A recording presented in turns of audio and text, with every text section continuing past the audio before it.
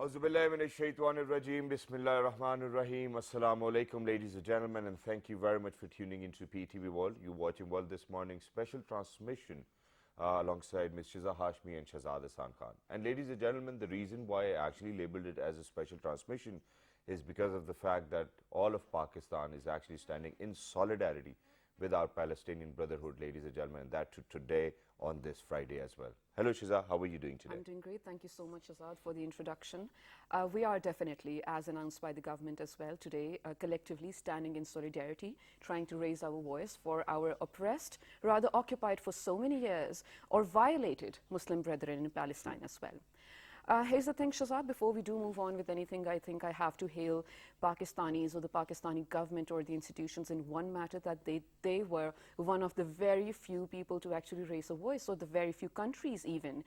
Because we did see sort of a lot of our Muslim brother countries as well not speaking up about it up until recently. Yep. Does not discredit the fact, Shahzad, that Palestinians themselves have been going through it for so many years, yes, but just recently for 11 days straight. Can you imagine living in a small piece of land where every other day you are exposed to a violation, one or another? Or can you imagine living somewhere where you just wake up one day and one of your family members is missing?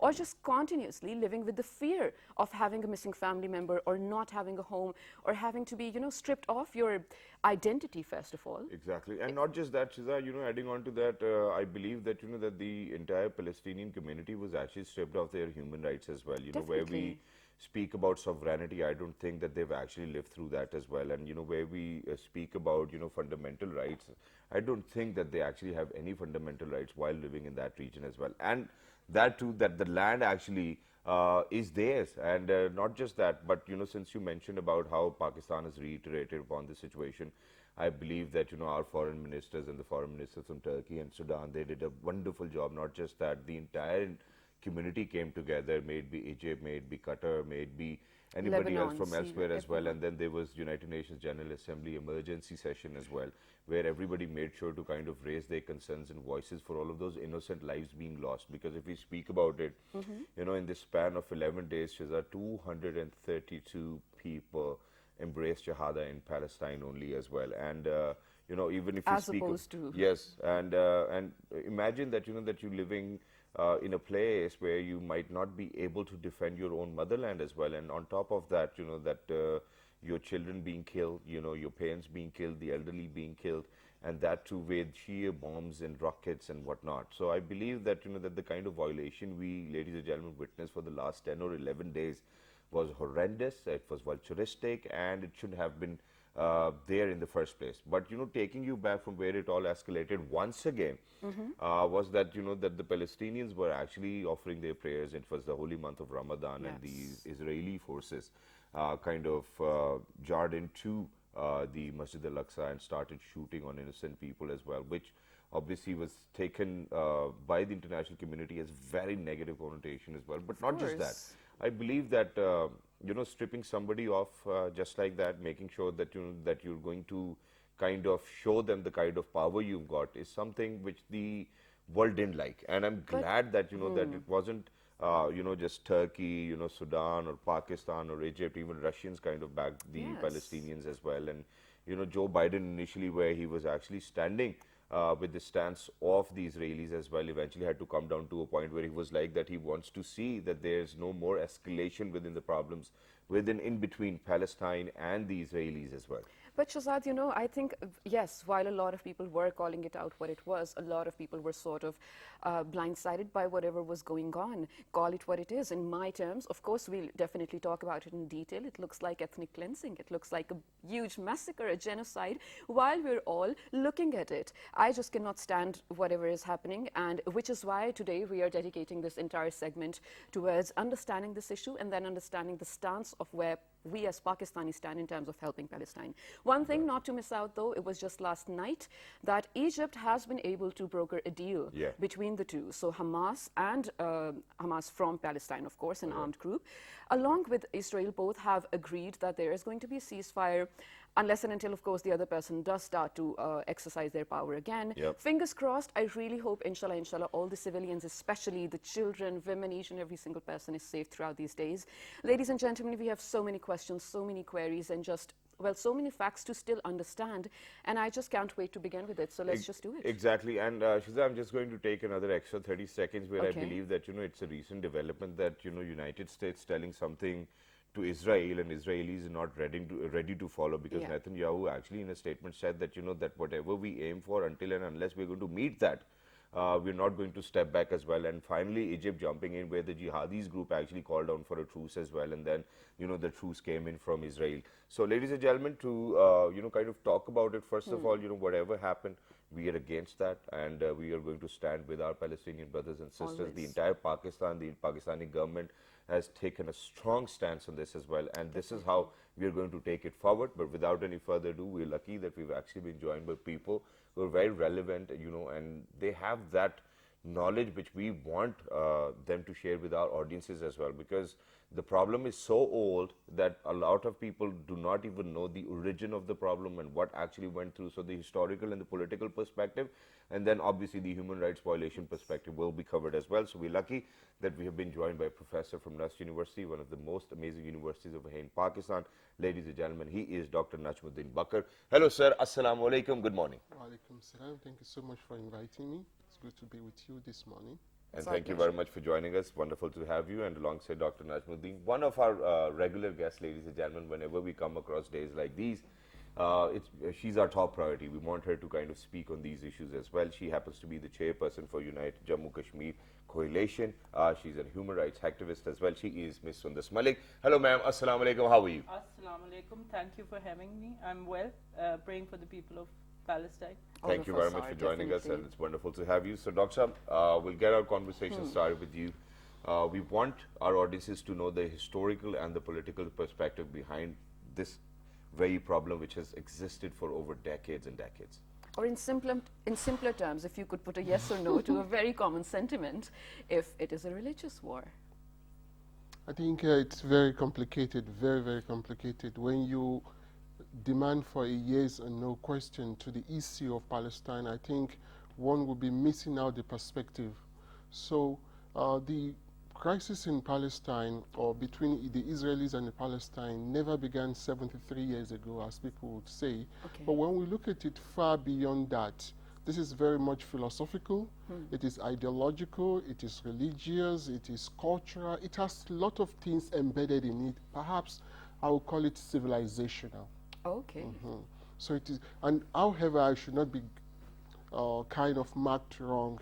I'm not talking of civilizational clash now, this Alright. clash of civilized. No, that's not what I'm saying.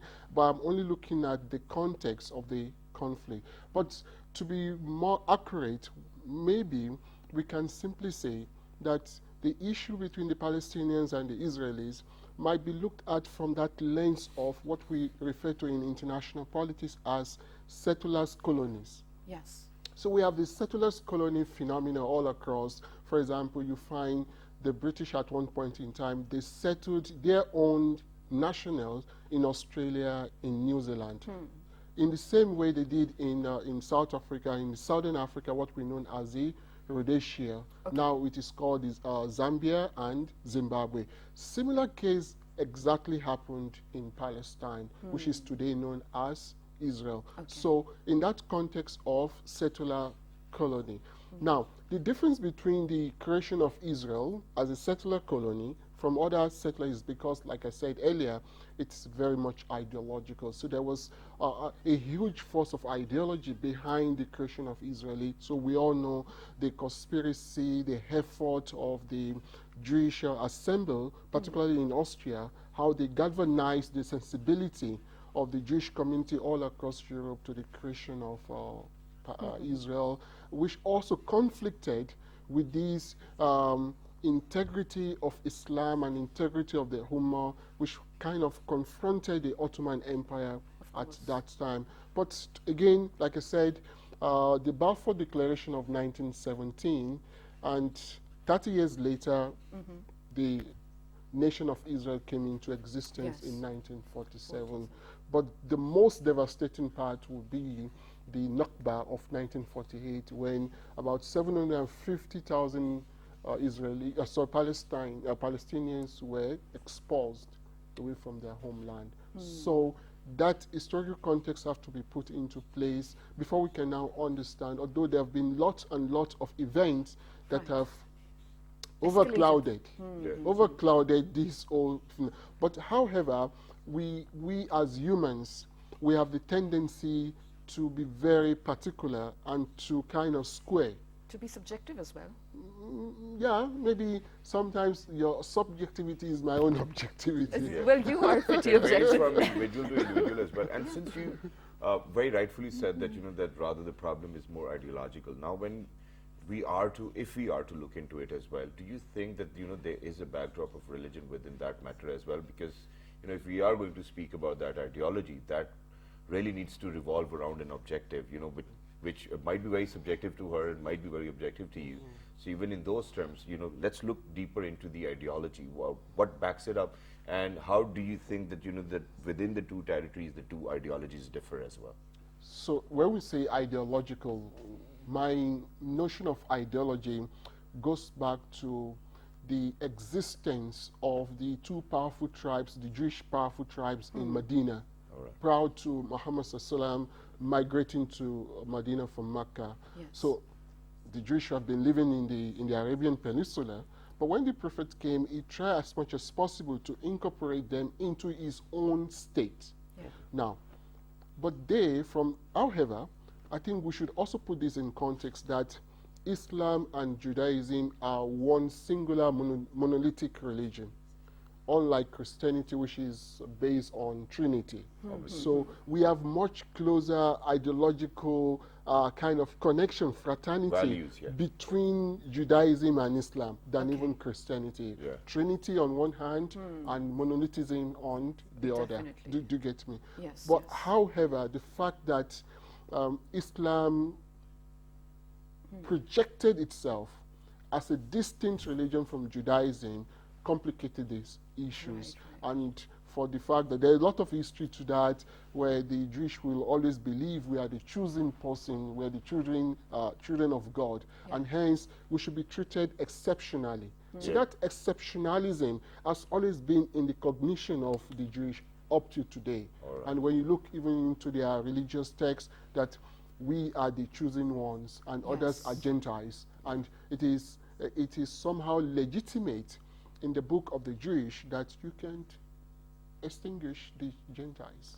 Absolutely true. And well, their notion and then that notion being strengthened has a lot to do with the international support that they have been getting. This question of mine, while of course there must be so many aspects of it like we have discussed in this very conflict, let's talk about the humanitarian aspect of it. First of all, Israel came into being in time where a lot of international, well, at least one in a major, making process was there. All the superpowers of the world were understanding we need an institution which is going to, keep everything in balance. And this all happens after such things have come into being without any question. So the exceptionalism that we talked about, where does it have, how come Israel has that upper hand without anyone having to say anything about it? Well, I think, as the professor mentioned earlier, there is a religious aspect to that as well. Okay. Because I would like to sort of further elaborate Yes, on the please. ideology of what the Israelis are doing currently. Okay. As we know, that Austria was the birthplace of Zionism. Theodor Herzl, he was the one who sort of played out the idea and promoted the idea that in order to preserve the Jewish race, they would need their own land. Okay. So I must differentiate here that this Zionism was actually created by Christian Zionists. Okay. And they have this belief that until and unless Jerusalem becomes the capital of Israel, we wouldn't have the second coming of Jesus. Yeah. So it's Okay. deeply embedded in their religious beliefs. Got it. So when we talk about support, of course we see that the US has a huge Christian population, the Europeans have a huge Christian population, and they're the ones who, to begin with, facilitated and further promoted the settlement of Israelis in the course. Palestinian Valley. So I think it becomes very difficult for us as Muslims to understand this lack of humanity But what does one do when the other party doesn't even consider the occupied people as humans? Okay, You see, they yes. just see them as occupiers in a land promised to the children of Israel. Got it. So they think eliminating anybody who stands in their way is a service to their religion. So it's very unfortunate, but as we saw in Trump's administration, he was the one who pushed for Jerusalem becoming the capital of Yes, Israel. shifted the And embassy. and he promoted the exception of Israel in the Arab world as well. So it's very manipulative of, I think, the Western world, where they use their power to use institutions which were created in order to preserve humanity, to preserve their interests. No, you but see. you know, this time around, I believe that that the world has actually witnessed a little bit of change as well, because there were 3 foreign ministers traveling from Europe as well, and people were coming together on the basis of humanity. That hey, okay, whatever's happening, whatever the problem is, whatever the ideology clashes is or are, we really need to stop whatever's happening. Now, when we speak about human rights violated, we should, in fact, talk about our Kashmiri brethren as well, because for over 7 decades we have seen that no matter what happens, nobody's actually going to think about that, and nobody's talking about them, no matter how much we stand in solidarity. But it's not having a real-time impact, just like it did, because it was for 11 long days. They were bombing, there were attacks, homes being destroyed, buildings being destroyed, media houses being destroyed as well. Now, when we see so many human rights violations, how do you think that the international forces and agencies need to come together? Because then there was this suggestion that that the Security Council should actually make sure that the peacekeeping forces kind of land within that region, so that we actually maintain peace. But alhamdulillah, thankfully, that we really didn't have to go that far, and that there was a ceasefire. But in particular, when we talk about human rights violation, how do you think that the agencies should have behaved within this particular manner and or pattern as well? And then speaking about our Kashmiri brethren. I think as far as the response of the humanitarian agencies are concerned, I think the first step was sanctions. They should have compelled the Israeli government into stopping this. I don't think it as a conflict. I think it as an attack. I think they should have compelled the Israeli government, and they should have sanctioned particular military officers who were found responsible. But as we see, as you said before, there is no accountability, and this further emboldens their actions towards the Palestinian people.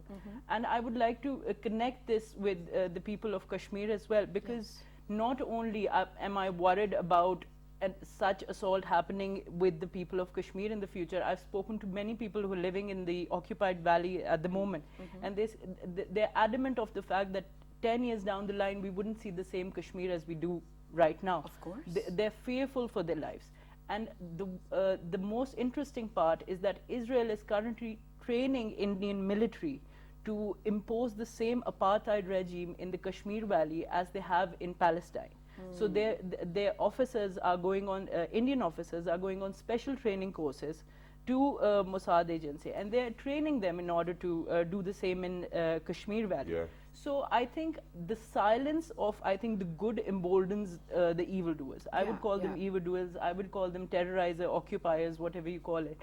So I think the most amazing thing, the most hopeful thing that we have in comparison to Palestine, where there is no base camp for the people of Palestine to feel safe and do their planning or protect themselves. Fortunately, Kashmir has a base camp.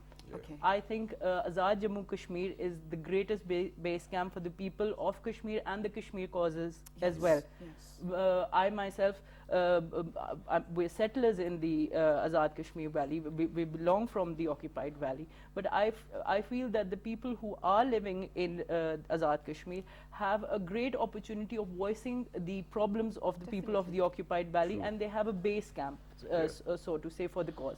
So I think we need to be aware of the narrative that the Israeli government, the Indian government, as they said in the beginning, it's self-defense, although the International Criminal Court completely rejects that notion. They think self-defense belongs to the people who are being occupied upon, not the occupiers themselves. Exactly, exactly. So Thank you for saying I that. think it's very important for the international human rights agencies to get involved in a stricter fashion. I think sanctions are, I think, the most a drastic step they can take, and I think it should have been taken by them. Exactly, and you know, Shiza, I just wanted to add a little bit over here because you mentioned about India and how they kind of planning to go around things as well. Because just yesterday I was reading this news, and it said that India has actually shown their inclination towards Israelis as well once Obviously. again.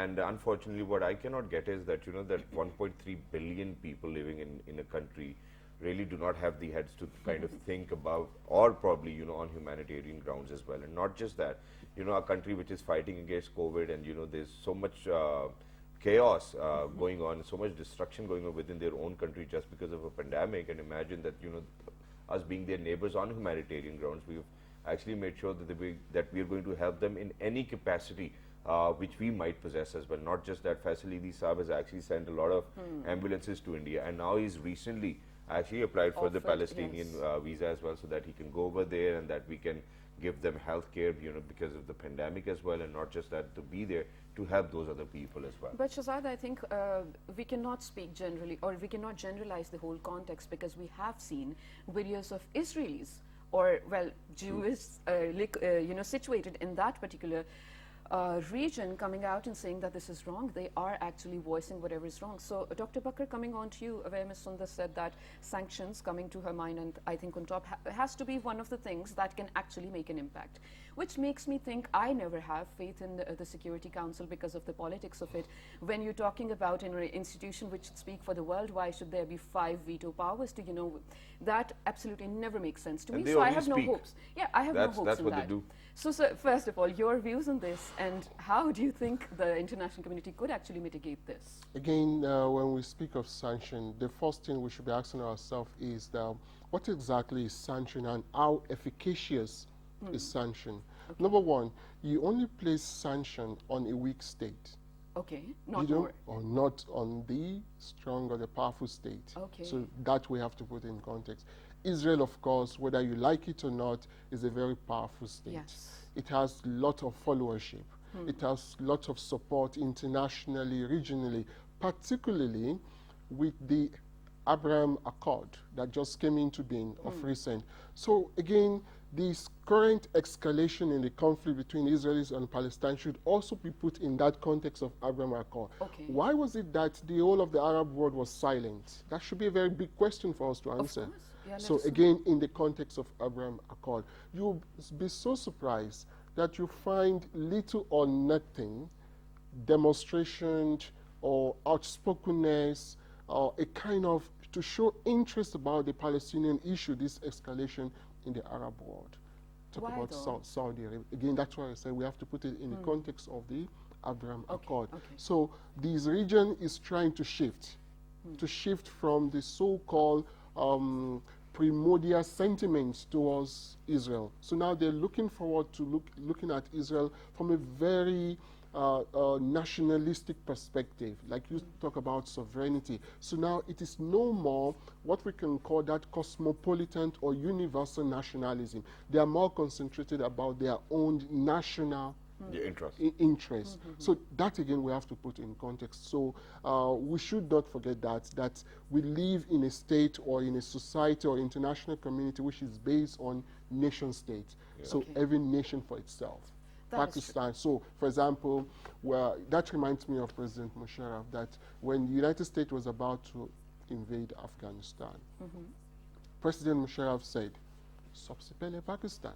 Of course, why not? So, Why not? Sabse pehle Saudi Arabia, Sabse pehle UAE, Sabse pehle Bahrain. Gee, So, in that context, we need to understand is how these countries, how they think. Yeah. Not just with our own sentiment. I, of course, understand that sentiment, but that sentiment should also be put in context. Wonderful. Now, put it in the context of sovereignty and how international system works. Like I Yeah. said earlier, you don't place sanction on a weak state, as on a strong state or a powerful state. It is only on the weak ones. Yeah. Number two, you don't place sanction on those who have a huge followership, who can Yes. actually change the course of things. You talk of Google, so how do we disseminate our information through the Facebook, which is owned by, we know the people Yeah. who owns it, the Google, the Amazon, a lot of institutions that are much more connected with the Jewish supremacy. True. And still you talk about sanctions. So again, we shouldn't allow our sentiment to override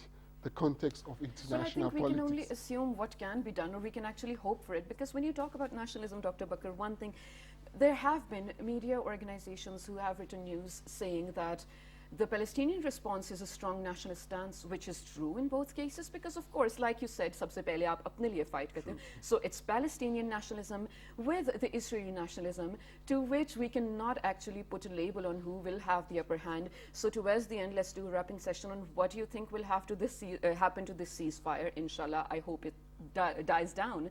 But what do you think is the future of this conflict, beginning with you? Exactly, and just kind of make sure that you make us and our audiences aware of the fact that okay, there's ceasefire for today, but is it going to stay there for another 100 years or 200 years, or I there would will be a hope so. violation against? Because today we might be very happy for our Palestinian Brotherhood as well, that okay, now finally they will be able to sleep, eat, do whatever, and Yes. go back to the normal discourse of life as well. But unfortunately, there's this part of me which keeps on telling me that Israel It is won't actually stay not long. going to abide by all of those guidelines which will be given to them by Egypt, for that matter as well, on calling the truce. First of all, I would just like to point out one thing, that Pakistan, I think, is the only country in the world which has a passport that is not Yeah. Oh, honorable yes, so in proud. Israel. So I think for Pakistan, Palestine has always been first. Sabse Yeah. pehle Yes. Palestine. बिल्कुल ऐसे। So Pakistan is, I think, the only country standing by Kashmir for the past 73 years. We fought so many wars over Kashmir, and I think not that's a separate over issue. Kashmir, I think for Kashmir. Yeah. So I think as far as the hope for ceasefire is concerned, I don't think the Palestinians or the Kashmiris would ever return back to normalcy. And the reason is just a single word, that's self-determination. Until they're given the right of self-determination, how can they live their life according to their own values? Until they're allowed to return back to their land, until the laws that are completely against the Geneva Convention, completely against human rights, until they're removed, how can the state of normalcy return for the people of Palestine? So I think the people of the West Bank, Gaza, Srinagar, Jammu, I think every Muslim should feel for them, every human should feel for them, and only then can we have some provable, tangible impact on these issues. Definitely, Exactly. definitely. Dr. So Sam. what would be your closing notes? Yes, the ceasefire would not be that protracted. It will not last for long. We should expect a similar event to unfold itself in the latter future. However, not until the state of Israel revert from its concept of dehumanization. So you can only perpetuate such an evil, what we have seen for the last 11, 10 days. This is, the first thing is you have to dehumanize. So before I could attack Ms. Mamie, yes. I have to firstly dehumanize her, dehumanize you. Oh, I cannot sit with you. So if that is not put to the drain, we should expect much of this conflict to return, one. And number two, Israel, as we speak today, has not seen any international imposement on it. No one is imposing anything on Israel. No And I strong think- voice, actually. strong, yeah. So, for example, you only find Pakistan at the forefront and Turkey at the, so out of 192 states, Two don't matter. so two don't matter. Yes. Exactly. So, thank you very much, Dr. Saab, for being with us. Thank you very much, ma'am, for joining us, Thank you and so that much. too on such an important day where, ladies and gentlemen, today on Friday, 21st, we are actually observing a Black Day, and we are standing in solidarity with our Palestinian Brotherhood, and we will continue to do so. We pray for them, and we pray for our Kashmiri brethren as well, and wherever there are people on humanitarian grounds being slaughtered or manslaughtered for that matter, or bombed, or children or families or elderly, Pakistan will always stand with them. Definitely, not just today. I think every other day we will be in solidarity with Palestine for that matter. And well, fingers crossed for the ceasefire. Inshallah, inshallah, we really hope everyone gets their, well, due rights in time because we don't want to see any more chaos in the world. Ladies and gentlemen, right now we're heading to a very short break. We'll be right back with another interesting segment. Stay tuned to find out. Good morning.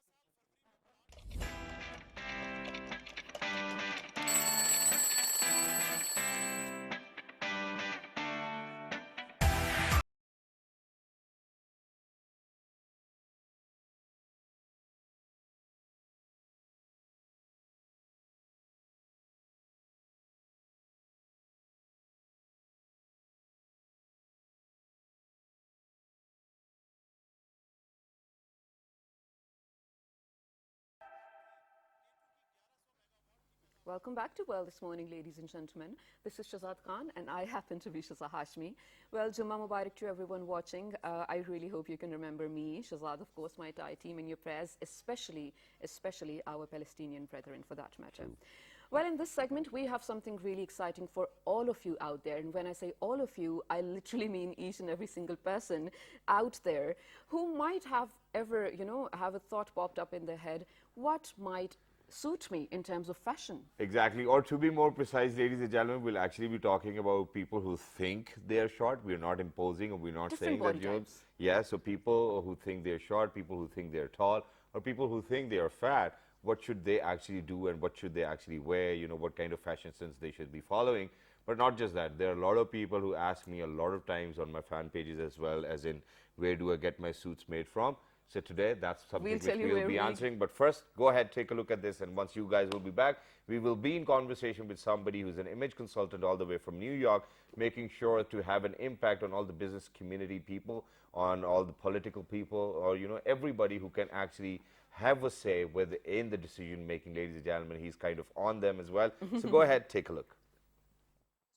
Over the last 2 decades, I have helped more than 50,000 men and women enhance their personal image to achieve their career goals. I am opening up my flagship outlet and designer showroom in Karachi very soon.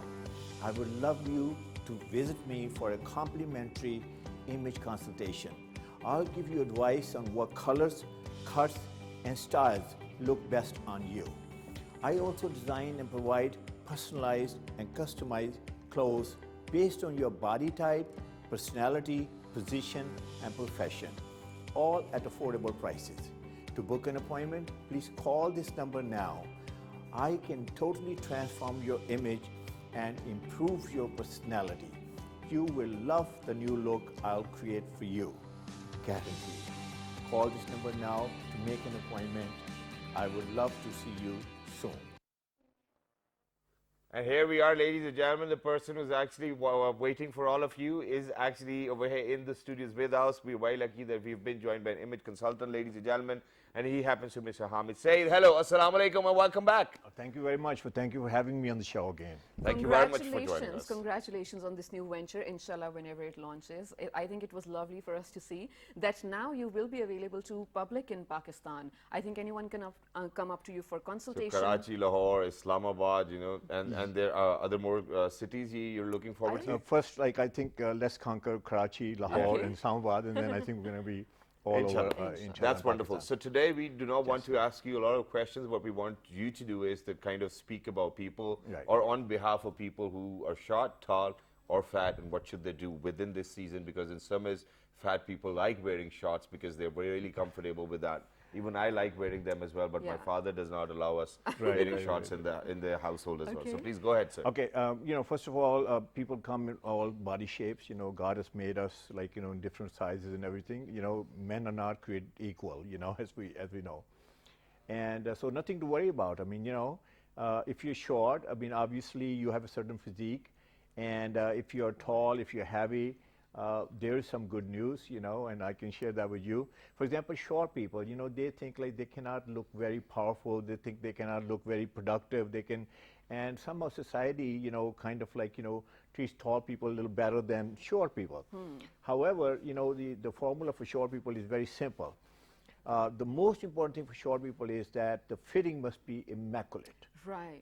You know, you can imagine a short guy, let's say if he's wearing like a jacket which is a little bit bigger, or pants a little bit baggier, you know. It can look funny. And, it looks kind of funny, not funny, but, and then, you know, he or she cannot make an impact, you know. So I suggest three things. Number Sure. one is that his or her clothing must be very proportionate to their body, you know, type. You know, there's no room for error. You know, like you're tall, I'm tall. So if, let's say, for example, if our sleeve length is, let's say, about a half-inch long, who cares? Yeah. But if you're short, I mean, imagine a shorter guy having a little bit longer fit in sleeve an length. I Another can hand. relate to all of this. Yeah, you can fit in another hand then. Absolutely, and it's, you know, in the lightest way, it looks very funny. And similarly, you know, I mean, he thinks sometimes what they do is they're wearing larger size, or sometimes they wear shorter size, and then they start looking like boy, you know. So it's like, you know, if you're wearing a bigger size, then you look like you're wearing dad's clothes. Right. Yes. And if you're wearing shorter, then you look like, you know, you're wearing your brother's, younger brother's clothes. So what do we do? So what do we do? So immaculate fitting, that's number one. Number two is the pattern, you know, the design on the fabric, whatever. It has to be comparable to your size. For example, you cannot wear a plaid shirt, very big shirt, because it's short structure, obviously, right? It doesn't make sense. For women also, same thing applies, you know. So you have to go by according to your proportion and, you know, your, and then the biggest thing is contrast. Like, okay, what do you do with contrast? For example, you want to wear a black jacket and then you want to wear a white, kind of a light gray pants or whatever. And, you know, eye travels. You know, God has trained the eye this way that it travels from the top and then goes to the bottom. Yes. So what happens is it processes the top colors first. Okay. So let's say you're wearing a black jacket. So what happens is that eye stops at, you know, where it ends, and then it starts all over again. So actually what you have done is, if you're 5 foot tall, you have divided yourself into half. So you look like 2.5 foot tall. All right. So what you need to do is you have to minimize the contrast, men and women both. So so are This you is very suggesting that we interesting. should only wear one color?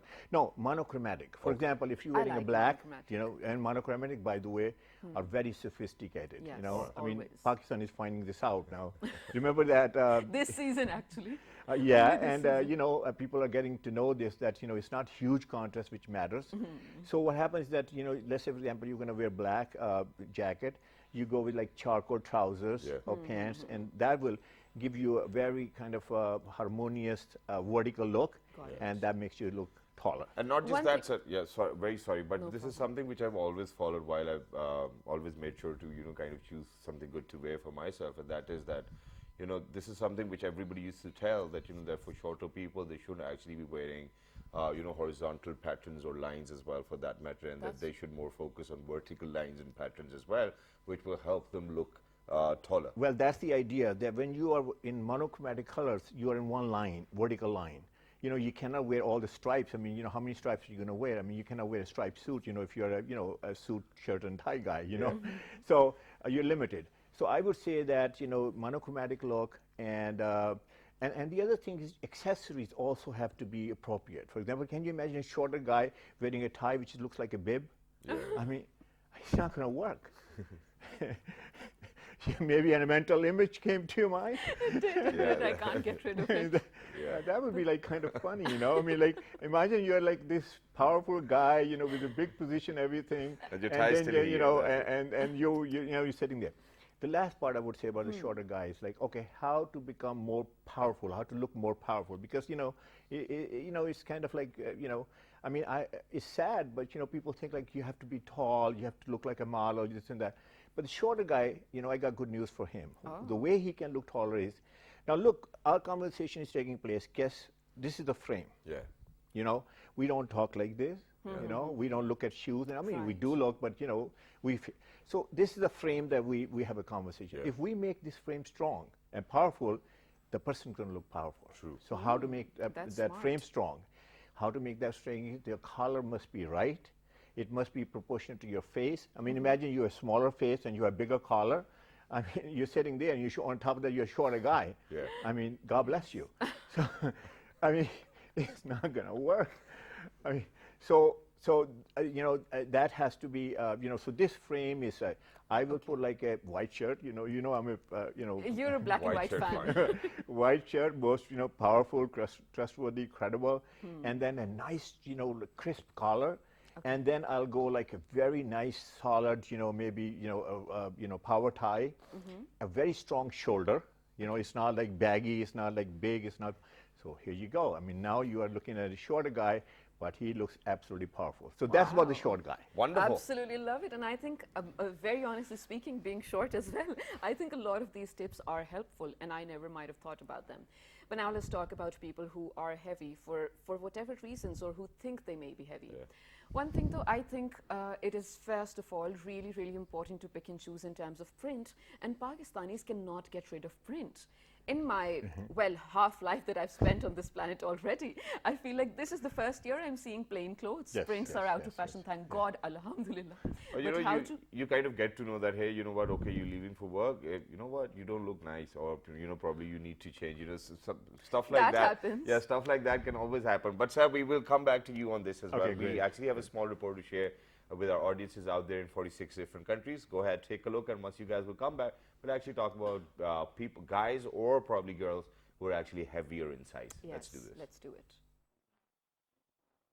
Personality development helps in the overall development of an individual. An individual's style of dressing plays an important role in enhancing his or her personality. An individual's dressing sense speaks volumes of his character and personality. You really need to know what you're wearing. Do not wear something just because everyone else is wearing the same. Find out whether the dress would look good on you or not. One needs to be extremely careful of his or her body type, build, weight, complexion and nature of work while selecting clothes. Dress accordingly to the occasion. One needs to look good for impressive personality. Clothes reflect who you are, how you feel at the moment, and sometimes even what you want to achieve in life. Always remember, whatever you wear should reflect the real you. Your dressing sense reflects your personality, character, mood, style, and what actually you are as an individual. People wearing gaudy clothes with loud makeup are generally extroverts and love partying. You really can make out what sort of a person is individually by his or her dressing style. Team a simple white shirt with black trousers to get that extremely professional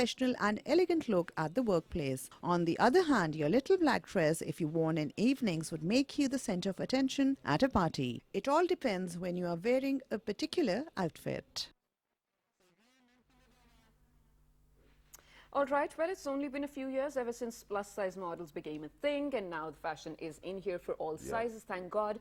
But in terms of Pakistani fashion, how to be safe if you are heavier? Okay, I'm glad that you're using the word heavier. You know, I mean, Yes. I don't like the word that you used before, fat, this, that. I think it's kind of like, Thank you very much for saying that. You're educating us. I mean, Yes. you know, I mean, we have to be politically correct and socially correct. Of course. Yeah.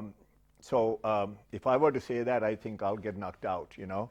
But anyway, heavier people, and people are heavy because, sometimes we think like, oh, maybe this guy's eating too much, or maybe this woman is eating too much.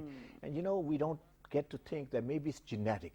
Maybe it's a disease. And maybe or it's a something. medicine that this person might be Yes. taking, So we have to be very sensitive to this, Exactly. So having said that, heavier people, first of all, I mean, the biggest tip I gave is don't think that you're going to wear skinny clothes and you're going to look skinnier. Yeah. Sometimes they wear tight clothes, and they think like, hey, wearing tight clothes is going to make them look slimmer. I think it's just a disaster. Okay. Imagine if you have a tummy, okay? Let's be a little sensitive here as well. Yeah, I'm using the word Yes, tummy. I think fitting doesn't work. Yeah. Yeah, it doesn't work. Okay. But I was just going to say that, you're in a meeting and you're a heavier guy and you're wearing that very tight shirt and the person who's sitting in front of you, he might think like, hey, the button is going to pop. Yes. And he's It like, can happen to the okay, best yeah. of So us. it happens all the time. And it's somewhere over here as well. And Yes. sometimes what happens is that it gets open, and what do you see is, if you're not wearing undershirt, I mean, guess what? God forbid, you're seeing the stomach. I Yeah. mean, so I think that the fitting is absolutely paramount there. And the unfortunate part is this, that, most of the weight is here. And when you go to a tailor or you go to some brand don't do customized, so you go to a tailor and you say, please take care of this. So what he does is, Kala kapda. no, I mean, he makes room here, but then he makes a lot of room here too. Yeah. And he makes a lot of room here too.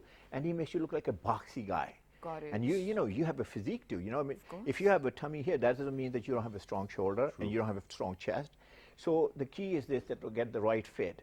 And then Sorry, Yeah. just to add on to this Yeah. question as well. So if fitting doesn't suit, heavier sizes, Yeah. which means it has to be a loose fit, so what happens to the shoulder or the armhole fitting? Does Okay, not necessarily. That's what I'm saying. That Okay. you gotta have the right fit here. Okay. I mean, it's not that you wear like a larger clothes and bigger clothes, and then you look like a tent.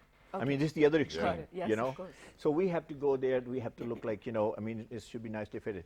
And the other thing is that you gotta go darker colors, because the darker colors, they make you look narrow. smaller and narrower. And Exactly.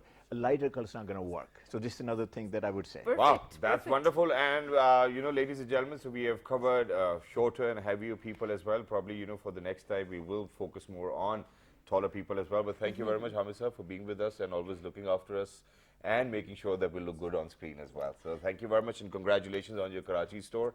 So you have a store in Karachi, Lahore, and obviously in Islamabad as well. So for everybody who's out there, ladies and gentlemen, if you need to be in contact with Mr. Hamid, who happens to be an image consultant, make sure that you write to us on our Facebook page, which is with the name of World This Morning. On Twitter? World This Morning without a G. Yeah, and if you want to watch us, after the program, you can actually log on to YouTube.